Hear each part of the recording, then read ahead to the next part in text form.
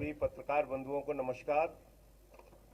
आज इंडिया गठबंधन की संयुक्त प्रेस वार्ता में दिल्ली के मुख्यमंत्री माननीय अरविंद केजरीवाल जी, समाजवादी पार्टी के राष्ट्रीय अध्यक्ष माननीय अखिलेश यादव जी अपनी बात रखेंगे।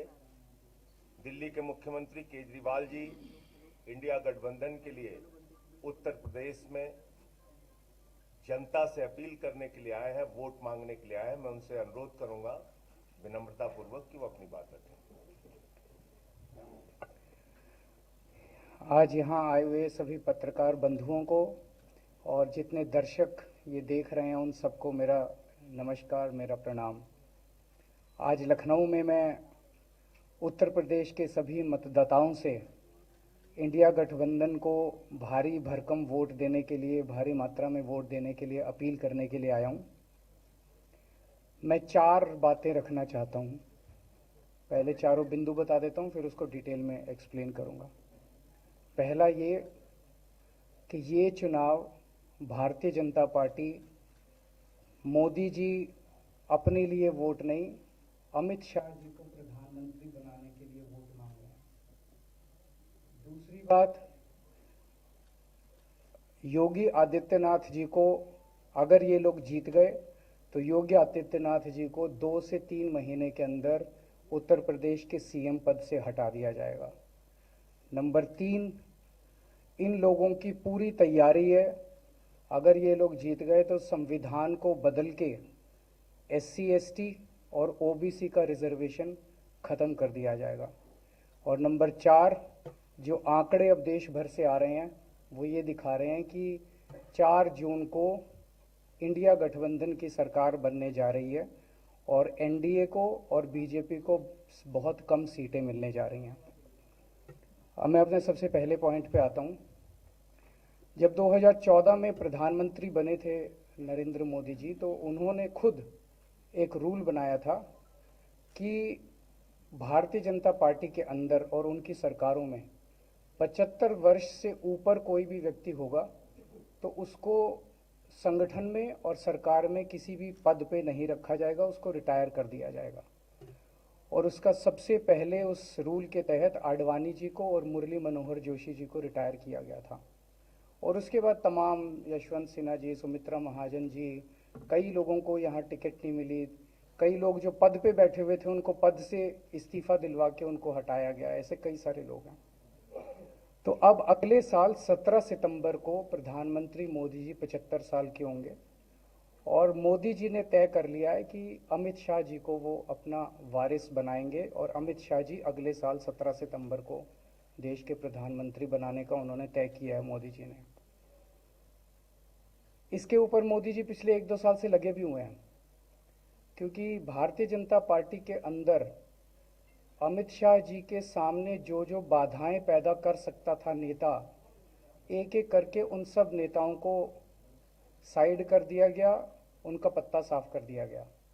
शिवराज सिंह चौहान को हटा दिया गया, वसुंधरा राजे को हटा दिया गया, डॉक्टर रमन सिंह को हटा दिया गया, देवेंद्र फडणवीस को ख़त्म कर दिया गया, खट्टर साहब को ख़त्म कर दिया गया, एक एक करके सबको ख़त्म कर दिया गया। एक ही शख्स बचे हैं जो अमित शाह जी के रास्ते का कांटा बन सकते हैं। हेलो, आवाज आ रही है? एक ही शख्स हैं जो कि उनके रास्ते का कांटा बन सकते हैं, वो है योगी आदित्यनाथ जी। अब योगी आदित्यनाथ जी को इन्होंने हटाने का पूरा मन बना लिया है और अगर इनकी सरकार बनी तो 2 महीने के अंदर योगी जी को भी उत्तर प्रदेश के सीएम से हटा दिया जाएगा। मैंने दिल्ली में 3-4 दिन पहले ये प्रेस कॉन्फ्रेंस की थी और ये दोनों मुद्दे उठाए थे। जैसे मैंने मुद्दे उठाए थे तो अमित शाह जी ने और उनके कई नेताओं ने अपनी भावना प्रकट की कि नहीं नहीं, मोदी जी को 75 साल में इस्तीफा नहीं देना चाहिए, मोदी जी को 75 साल पूरा कार्यकाल पूरा करेंगे। उन सब की भावनाओं की मैं कद्र करता हूं, क्योंकि अपने नेता के लिए जब भी ऐसी बात होती है तो सब लोग सामने आके बात करते हैं। लेकिन बड़ी बात यह है कि मोदी जी ने ऐसा नहीं कहा कि मैं 75 साल पे इस्तीफा नहीं दूंगा, मैं रिटायर नहीं होऊंगा। उनका अपना बनाया हुआ रूल है और मुझे पूरी उम्मीद है कि मोदी जी का अपना बनाया हुआ रूल है और मोदी जी अपने रूल को फॉलो करेंगे। नहीं तो लोग कहेंगे कि मोदी जी ने ये रूल आडवाणी जी को हटाने के लिए बनाया था, जब अपनी बारी आई तो नहीं। तो मोदी जी इस रूल का फॉलो करेंगे, ये पूरा यकीन है देश के लोगों को कि उन्होंने खुद रूल बनाया तो खुद फॉलो करेंगे। दूसरी बड़ी बात जो हुई कि जब मैंने कहा कि योगी आदित्यनाथ जी को 2 महीने में हटा दिया जाएगा, इस पे अभी तक भाजपा के किसी नेता की टिप्पणी नहीं आई है। 4 दिन हो गए, इसका मतलब ये तो कंफर्म करता है कि उन्होंने पूरी प्लानिंग कर ली है और उनके पक्ष में कोई बोलने के लिए तैयार नहीं है योगी आदित्यनाथ जी के। तो उनका हटना अब लगभग तय है कि योगी आदित्यनाथ जी को उत्तर प्रदेश के सीएम पद से हटाया जाएगा। दूसरी चीज, मैं उत्तर प्रदेश के सभी मतदाताओं को कहना चाहता हूं कि पिछले 4-5 महीने से इन्होंने शोर मचा रखा है, 400 पार 400 पार 400। क्यों? कहते हैं नहीं मोदी जी कुछ बड़ा काम करना चाहते हैं। तो लोगों ने खोद खोद के पूछा, भाई क्या बड़ा काम करना चाहते हैं, कुछ बताओ तो सही। तो उन्होंने नहीं बताया। लोगों ने फिर अंदर से पता किया कि बड़ा काम ये करना चाहते हैं कि देश से रिजर्वेशन खत्म करना चाहते हैं। हम जानते हैं कि इनका जो पूरा इकोसिस्टम है, आरएसएस, बीजेपी, शुरू से ये लोग रिजर्वेशन के खिलाफ रहे हैं। इनकी पूरी की पूरी मानसिकता रिजर्वेशन के खिलाफ रही है। तो मैं सभी लोगों को ये आगाह करना चाहता हूं कि ये बड़ा काम इनको 400 पार इसीलिए चाहिए क्योंकि ये रिजर्वेशन खत्म करना चाहते हैं। संविधान को, बाबा साहब अम्बेडकर ने जो संविधान बनाया था, उस संविधान को ये तार तार करना चाहते हैं। पूरे देश भर से अब जो ट्रेंड आ रहे हैं, वो ट्रेंड ये दिखाते हैं कि भारतीय जनता पार्टी को 250 से भी नीचे, मेरे हिसाब से 220 के आसपास, 3-4 दिन पहले भी मैंने कहा था, 220 से कम सीटें इनकी आती हुई नजर आ रही हैं। आप हिसाब लगा लीजिए। मैं हरियाणा होके आ रहा हूँ कल परसों, हरियाणा में इनकी बहुत कम हो रही हैं, दिल्ली में इनकी बहुत कम हो रही हैं, पंजाब में मुझे नहीं लगता इनकी कोई सीट आ रही है, कर्नाटक में इनकी काफ़ी कम हो रही हैं, महाराष्ट्र में इनकी बहुत कम हो रही हैं, बंगाल में इनकी कम हो रही हैं, यूपी में इनकी कम हो रही हैं, बिहार में इनकी कम हो रही हैं, झारखंड में इनकी कम हो रही हैं, राजस्थान। जो पूरे देश के अंदर एक नेगेटिविटी इन लोगों ने फैलाई है, उसको हम लोग ठीक करेंगे।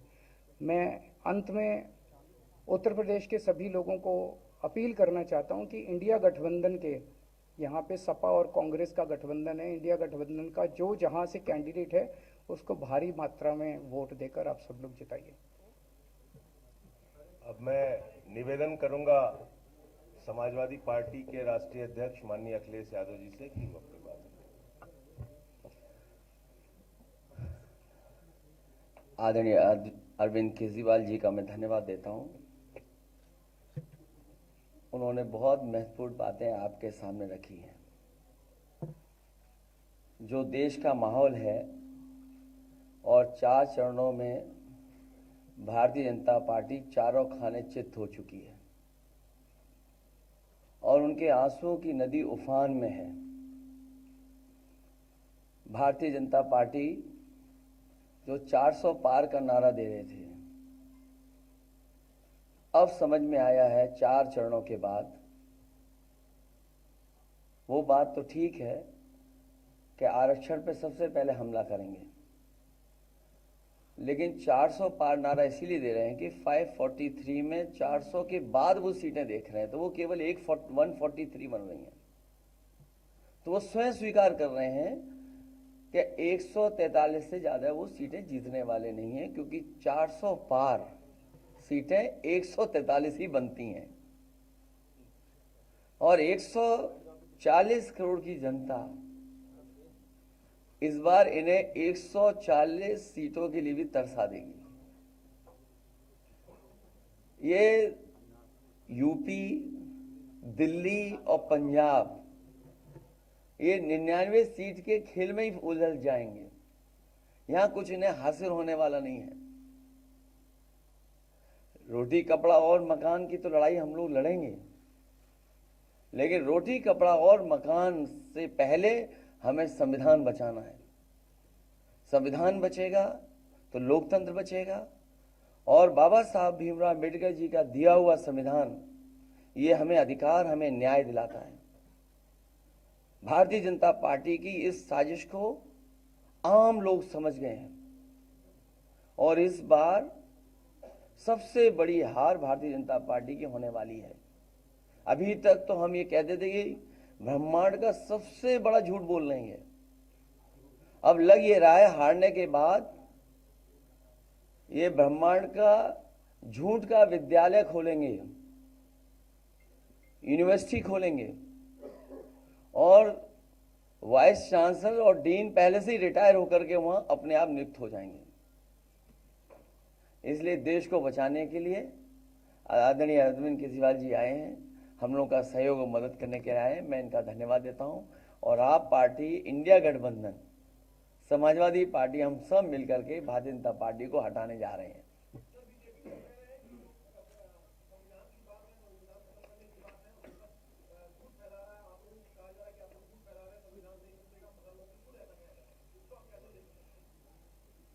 उनकी कौन सी बात सच निकलेगी? अभी आपसे कहा कि 75 साल वाला जो वो है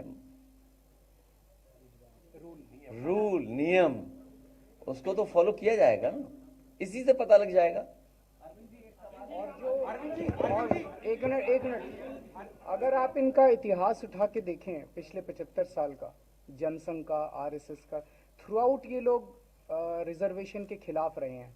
तो अब 400 सीटें लाके ये संविधान बदल के उस रिजर्वेशन को खत्म करना चाहते हैं। अरविंद जी, स्वाति मालीवाल के मामले में अभी तक आप कुछ बोले नहीं है।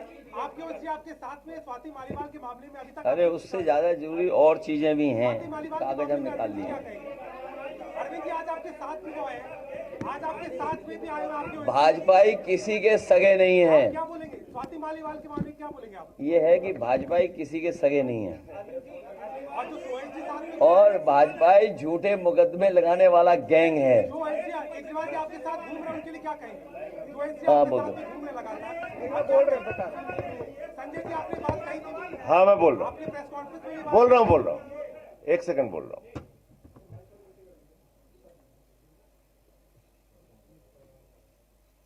सब लोग, पूरा देश हतप्रभ है, दुखी है, आज तक पीड़ित है।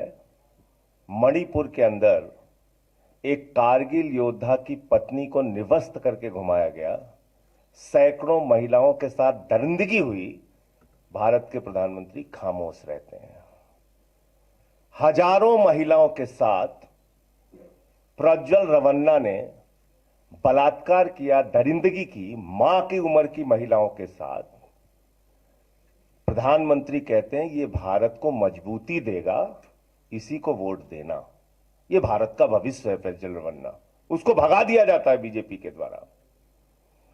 पहलवान बेटियां जब जंतर मंतर पे लड़ रही थीं न्याय मांगने के लिए, तो यही स्वाति मालीवाल जो महिला आयोग की अध्यक्ष थीं, रात में उनके समर्थन में गई थी, पुलिस के लोगों ने घसीट के मारा था। हमने देखा यहीं उत्तर प्रदेश के अंदर कुलदीप सेंगर के मामले में, हाथरस के मामले में, देश के प्रधानमंत्री खामोश रहते हैं, एक शब्द नहीं बोलते। आम आदमी पार्टी हमारा परिवार है, पार्टी ने अपना रुख साफ कर दिया है और मैं चाहता हूं जितने विषय मैंने आपके सामने रखे हैं, देश के प्रधानमंत्री और भारतीय जनता पार्टी को जवाब देना चाहिए। स्वाति मालीवाल के मामले में जवाब देना, जब वो पहलवान बेटियों के लिए जंतर मंतर पे न्याय मांगने गई थी स्वाति मालीवाल जी, उस समय घसीट के मरवाया पुलिस वालों से। तो इसलिए इस पे राजनीतिक खेल ना खेलें, मैं सिर्फ इतना कहना चाहता हूं। धन्यवाद। लेकिन क्या जस्टिफाई हो जाता है?